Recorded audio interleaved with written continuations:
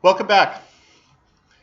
We now turn to the third play, Birds, produced in 414 BC. So this is a good almost decade after the two plays that you read earlier, Clouds and Wasps. And that means that we now are no longer in the actual Peloponnesian War period as far as fighting, but now we are in the so-called peace period, the one called the Peace of Nicaeas, that stretched from 421 BC to 414 BC.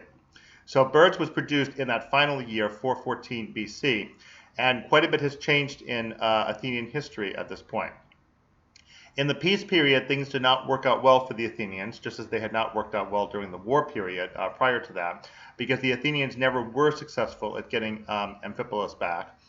The Athenians thought that the Spartans had put the Amphipolitans up to it to resist going back under Athenian control, because that's what actually happened, that the Spartans promised to give Amphipolis back, but the Athenians found that the Amphipolitans would not go back under their actual control.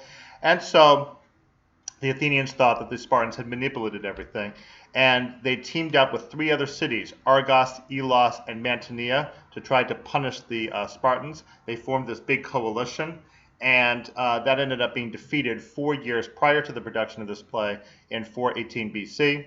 And so Athenian politics got into a kind of stalemate between Nicias, who was the relatively conservative politician, and his chief rival, whose name I'll now give you here for the first time,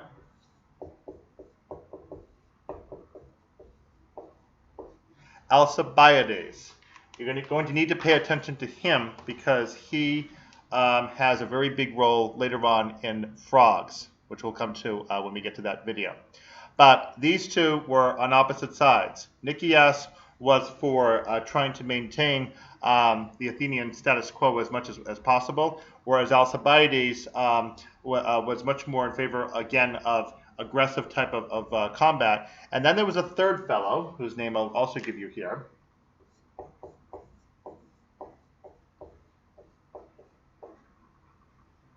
named Hyperbolus. He was kind of in between the other two. He believed in the aggressive policy also, but he was more interested in teaming up with whichever of these other two turned out to be more powerful. And so his mechanism, his scheme, was to declare an ostracism, which was that procedure that you saw described in the World of Athens for voting somebody out of office for 10 years and out of the territory of Attica, in fact, unable to return for 10 years. In order to prevent somebody from becoming too powerful in Athenian government and potentially converting the whole city into a tyranny. The two rivals, Nicias and Alcibiades, realized why Hyperbolus wanted to have this ostracism occur. It was actually a very strange request because there had not been an ostracism in Athens for over 30 years, and it had been seen as a kind of outdated procedure, something that mattered a lot more in the early days of democracy when there really was at that time a threat that somebody, like for instance Themistocles, might try to take over.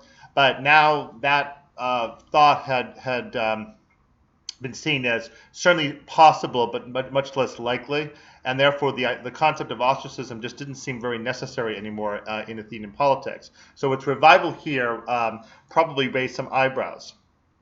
What happened was that these two realized what the scheme was, and on the day of the ostracism itself, the two of them teamed up and they got all of their supporters to vote all for Hyperbolus. And the result that was he ended up getting ostracized.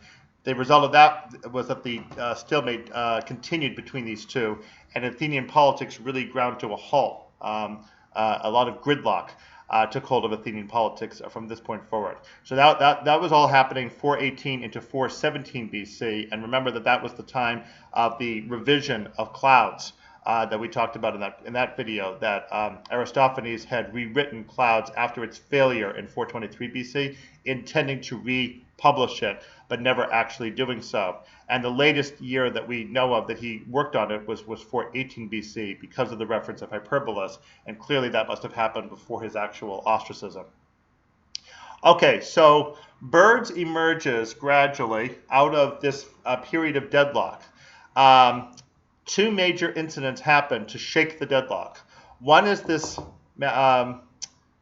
siege of Melos, M-E-L-O-S. This is the island in the southern Aegean Sea, 415 BC, that was under siege. And that's because it was supposed to be neutral in the Peloponnesian War, but was discovered to actually have been assisting the Spartans. And so the Athenians besieged it for a whole year and finally reduced it and forced it into a surrender in 415 BC, and the polis was effectively destroyed by the Athenians. So that had recently happened. And then at the time of the production of the play, the Athenians were also out on campaign. Nicias and Alcibiades both had gone out on this. In 415 BC, they had gone out to Sicily to try to conquer the island. And at the time of production of Birds, the Athenians still thought the campaign was going quite well and that everything was going to be a success. In fact, practically the opposite was true. Alcibiades had actually defected from the Athenians to the Spartan side, unbeknownst to any of the Athenians, because he had been accused of defacing these Herm statues in front of all the houses of Athens on the night before the expedition actually left Athens to go to Sicily, even though he was one of the generals and even though he was the chief proponent of the expedition. So this doesn't completely make sense that he would actually have done that. But he was accused of that, and he was convicted while he was on campaign illegally, and he was sentenced to death. So the state trireme went out to get him from the campaign and bring him back to Athens, but he learned on the way home why he was going home, to be executed, and so he ran off to the Spartans, and he told the Spartans what was happening in Sicily. That was one of the chief contributors to the failure of that campaign for the Athenians. So this was happening, but the Athenians didn't know how bad things really were at the time Birds was produced, and so Birds has a very high tone expressing the Athenian power, probably with some warning, some trepidation from Aristophanes about getting too powerful too quickly, having too much joyity over all the great success one is having, because as any tragic playwright could tell, it would be possible soon for all of this to come crashing down on the Athenians' head. All right, so let's get now into Birds itself and explain the relevance here. So Birds refers to two men. One, in your translation, you have Make Me Do and Good Hope. Their real names are Peisthatyrus, which means a companion who is good at persuasion, and Euelpides, which actually does mean good hope. So that translation is actually spot on in our translator. So these two, we have Peisthatyrus, who's the real engineering type, the one who puts plots together. And then Good Hope is basically his carry-on, his sidekick who just goes along with what he's doing. The two of them go off to the sky in order to contact this Hupui, who interestingly is the metamorphosized form of King Tereus, who was a pretty nasty criminal in ancient Greek mythology. He, in fact, raped the sister of his wife, and the story gets quite bloodier from there. So I'll leave you to research that story on your own. It's quite fascinating in its spectacular gore. But anyway, here's the Hupui, who is the messenger to the Birds. These two have left Athens wanting to find a new place to live because they're tired of Athenian politics and litigiousness and taxation and all sorts of stuff. And they want to find a place that's apragmata, which means lacking in problems, lacking in difficulties. Interestingly, that word is similar to apragmon, which is the word that's used in Athenian politics to refer to somebody who is uninvolved in politics. And it tends to carry a stigma of being uninvolved or even a worthless person, as we see most notably in the funeral oration delivered by Pericles in Thucydides' history 16 years before this, 430 BC, when Pericles is speaking over the dead who have fallen in the first year of the war. He actually does make a reference to how the Athenians regard someone who is apragmon, out of politics, as useless, not contributing anything of worth to the city. And you may remember in Wasps, there was a reference as the Wasps are talking about the way that the city of Athens, the polis, can be run like a hive. They talk about the drones, the male, the Kathanes in Greek, who suck out all the resources of the city for their own benefit and don't contribute anything back, just like drones do in an actual wasp hive. So here we have these two fellows who have decided that they don't want to be involved anymore in what's going on in the Athenian politics, and they want to find a new place to live. So they go and ask the birds, and because the birds can see everything everywhere, and so they know lots of locations and can give advice as to exactly where to go. And then all of a sudden, Pisistratus, make-me-do, realizes that if they can actually build a polis up in the sky, it could be all-powerful, especially because it would be in close contact with the gods, and in fact the humans and birds together would be able to make war against the gods. So essentially that's what this play carries out. At first it looks like it will fail, because when the birds show up to hear about this great plot, they are outraged that their companion Hupaway, who of course was a human at one time, has actually defected back to humans by allowing humans to come into their territory. So just like the wasps did, where they marshal for combat, the birds do also. And there's a point that the two heroes, when they're being pressed up against the wall, trying to hold the birds off, actually refer to Nicias being out in campaign, and to Milos. They feel like they're being besieged, just like the Melians must have felt by the Athenians. And that's a little bit prophetic, because that's actually what's going to happen later at the end of the war, when the Athenians suffer defeat. They imagine themselves as suffering from the Spartans the same fate that they inflicted on the Melians here. Okay, so the two men manage eventually to yell out loud enough to get all the birds to stop trying to peck them and lacerate them and tear them up limb from limb and so forth. And they manage to present their case in what should be an agon, except that oddly only one side speaks. It's a kind of unusual agon. So the birds learn what they have to say, and eventually Make-me-do is able to convince the birds that they actually predate the gods and are entitled to the connection with humanity that the Olympian gods currently share.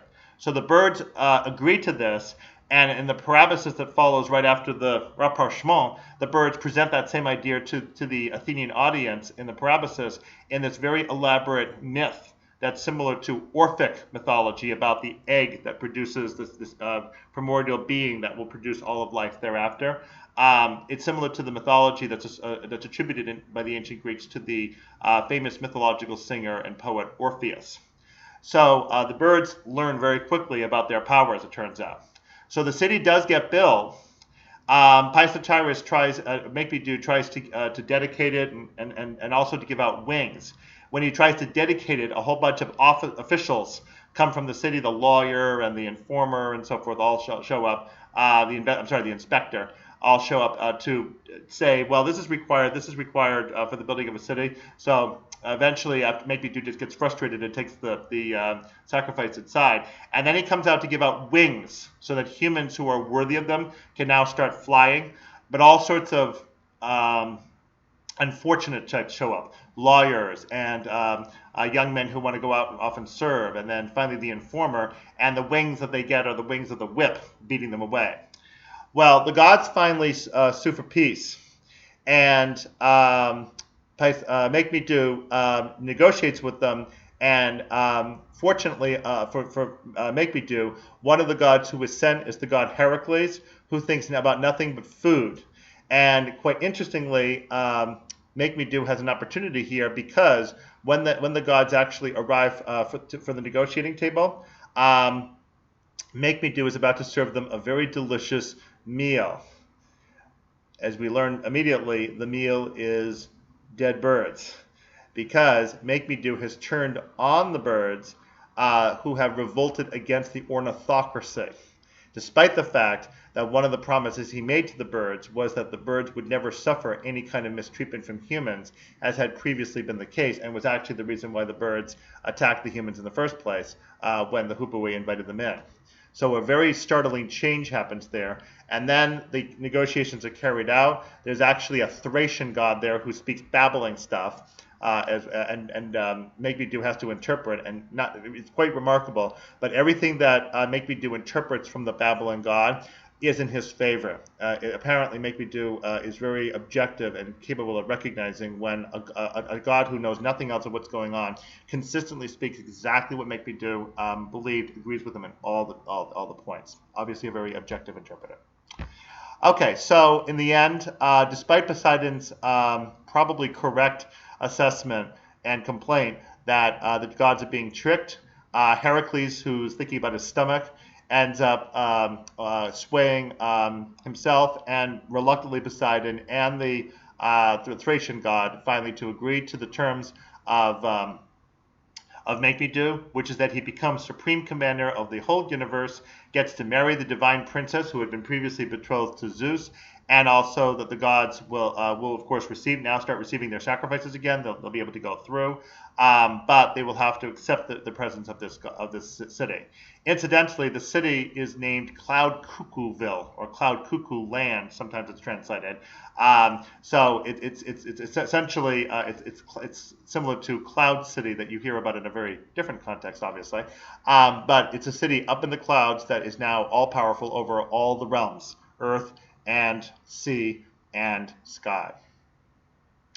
At first, it seems like a very cheerful, really wonderful, joyous play. And of course, reflecting the times with this big success, supposedly, and this big success to come, supposedly, one might think that this play really is meant to just be this tour de force, just uplifting the Athenians and making them feel good about themselves, like a nice comedy should do.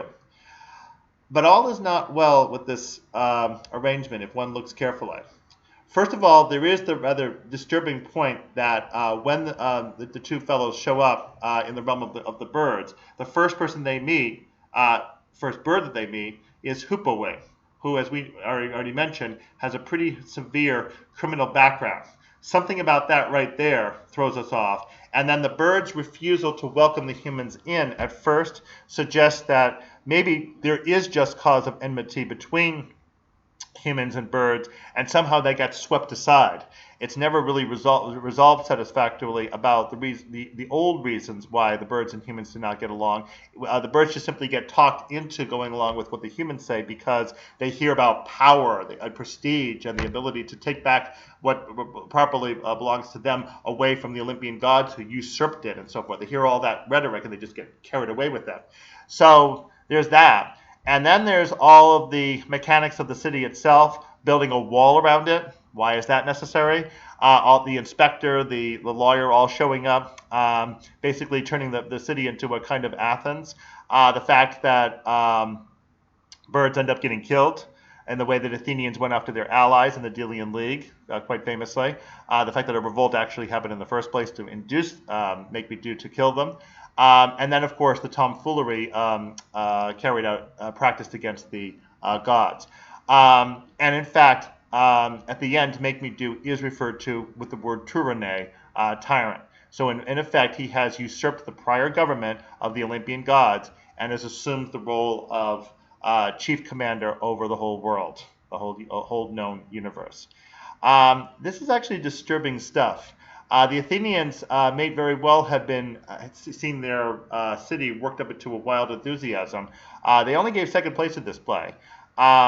They may possibly have sensed that Aristophanes is trying to give them a gentle tap on the shoulder to say, well, yes, you are really quite powerful and mighty, and it's really amazing to see how much domain you've been able to command and how you're able to expand it so ambitiously. I mean, Pericles might have warned you against expansive efforts like the Sicilian campaign, but, you know, times have changed, and maybe it's time for a big campaign like that. No, it's not, but they didn't know that yet. But maybe pursuing supreme command might come at a cost. Maybe being true to one's word matters more, possibly. Is it really appropriate that Make Me Do becomes commander the way he does? These are kind of unsettling questions. As usual with comedy, of course, the Athenians did not stop to consider any ramifications of the play as they saw it. It was just simply a fun play about what it means to be all-powerful and what it means to escape from Athens, only to reproduce it somewhere else in the clouds, and to be able to have the birds as their allies, all these beautiful, wonderful birds, and then, of course, to take on the gods. Oh, this is all just great stuff. So any hidden disturbing points don't really matter. It's a comic play.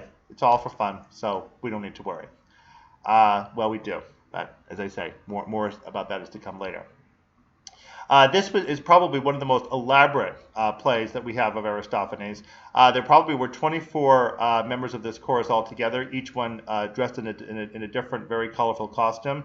And of course, the naming of all the birds during the chorus is really quite remarkable. That ornithology had progressed to this point of scientific observation that Aristophanes was able to name many of them the way that he did. And quite a lot of the habits, including, of course, the punishment that will be rained down on the judges if they don't pick the play, all of that comes across very effectively with the birds. So, and I think the theme of the birds is carried out especially well, consistently all through the play. It's everywhere in the play, and it's done quite nicely. One last point that to mention as a little disturbing little thing. You notice the character of Good Hope. He's in the first part of the play as the comic relief, basically, like the comic sidekick. Then, when the city gets built, Good Hope gets his wings, as does Make-Me-Do. And then when Make-Me-Do wants to get the city all up and running, he tells Good Hope, go and survey the wall building. And Good Hope objects. And he obviously doesn't want to do this, and so he goes off supposedly to do this. And suspiciously, he never returns. Once again, we have that third actor problem. We can't get Good Hope back into the play because there's always two other actors on stage. Now, the disappearance of Good Hope is kind of interesting because he was the one who basically kept the character of Make-Me-Do in line as far as the original joyous, adventurous spirit that got these two going to look for this improved place. Once we no longer have Good Hope there to keep a lid on what Make-Me-Do wants to accomplish, you start to see gradually how Make-Me-Do turns this city into this Athenian-style tyranny eventually. It really does become like an empire. And finally, to show how Make-Me-Do is really pretty rude, the poor scene with Iris, the rainbow goddess. All she's trying to do is just cross through the territory, and she gets caught in this territory and really treated pretty abusively by Make-Me-Do. So the sense is that if these Greeks who have built this city are supposed to be conquerors, it's kind of like what we see with the Greeks in Homer with Troy. The conquerors become pretty malevolent, and they should not necessarily be admired for their ability to conquer. All right, so we turn from this play now to the play Lysistrata, a really hysterically funny play by Aristophanes 3 years after this one, in what is arguably one of the darkest periods in Athenian history. We'll see you next video.